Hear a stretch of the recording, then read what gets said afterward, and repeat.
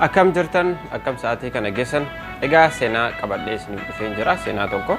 Egaa akkuma beekamu seenaan addunyaa kanarratti hojjetamu hundi isaaniitu jechuudha. Seenaan kan warraa baratan akkasumas kan karaa namatti agarsiistudha. Egaa anis seenaa takka guyyaarraa qabadhee isiniif dhufeen jira. Egaa namticha tokkotu gaaf tokko jechuudha.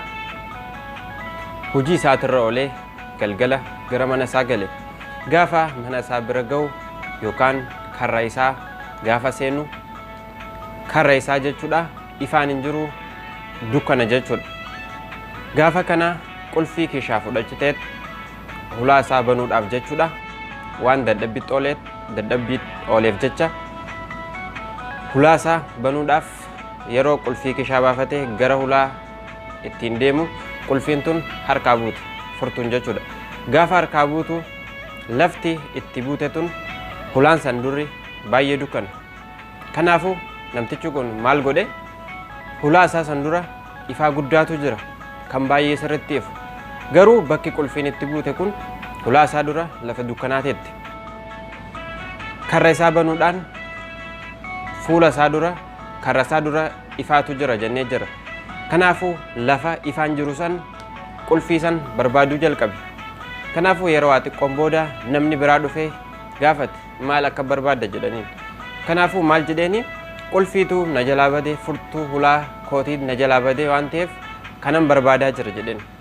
Akkasumas namni itti dhufe san waliin barbaaduu jalqabe. Erga daqiiqaa 30 waliin barbaadaniin booda maal jedhee gaafate qulfiin teetun furtuun teetun eessatti kan si jalaa badde jedhee gaafate. Kanaafuu maal jedheeni furtuun tiyya kan badde hulaa koo dura na jalaa badde garuu hulaan koo durri dukkana. Kanaafin ifa kana keessa barbaadaa jira jedheen. Duba maal irraa baranna? Egaa akkuma beekamu hulaan isaa durri dukkana garuu bakki inni barbaadaa jiru ifaa hulaa isaa duratti argamu bakka furtuun ittiin badiin jechuudha. Kanaafuu akkuma beekamu hedduun keenya rakkoo keenya bakka hiikamuu qabu dhiisneet bakka biraatti kan barbaannu. Egaa yoo miilli nu cabe harkaan nu cabe jechuudhaan harka gara ogeessa fayyaatiin deemna. Osoo akkas hin taane bakki yookaan bilisummaa irraa argannus bakki waan barbaanne irraa argannus bakkuma furmaata irraa argachuu dandeenyu dukkanuma san. Inni bakki silaa furtuu isaa irraa argachuu danda'u lafa dukkanaa san. Garuu lafa dukkanaa san osoo gajjee dukkanuma san keessaa kan barbaadu ta'e furtuu argachuu danda'a. Garuu sababa dukkanaatiif jecha gara ifaan jirutti imale achi argachuu hin dandeenyu. Maaliif furtuun bakki itti badde bakki furmaata irraa argachuu qabu lafuma dukkanaa bakkuma furtuun itti badde kan. Kanaafuu dukkana keessas yoo jiraannes yoo ifatti hin bayinis dukkanuma san keessatti furmaata argachuudhaaf yaalii godhuu qabna.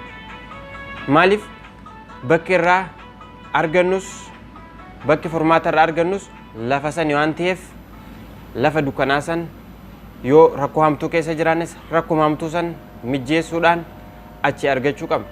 Furmaata keenya bakka irraa argachuu qabnu dhiisnee bakka biraa barbaaduu nurra hin jiraatu. Egaa namni tokko yoo dhukkubsate bakki inni itti deemuu qabu mana yaalaati. Garuu yoo obboleessa injinara qabaatte gara obboleessa keetii deemtee akkana na dhukkubootteen hiikaasiif hin qabu yookaan fayyuu hin dandeessu. Garuu namni si yaaluu danda'u doktora. Bakka miidhamne bakkuma miidhamuu keenya yookaan yoo dhukkubsanne itti fayyinu deemuu qabna malee bakka ittiin fayyine bakka itti furmaata ittiin arganne deemuu irraa of qusachuu qabna. Galatoomaa.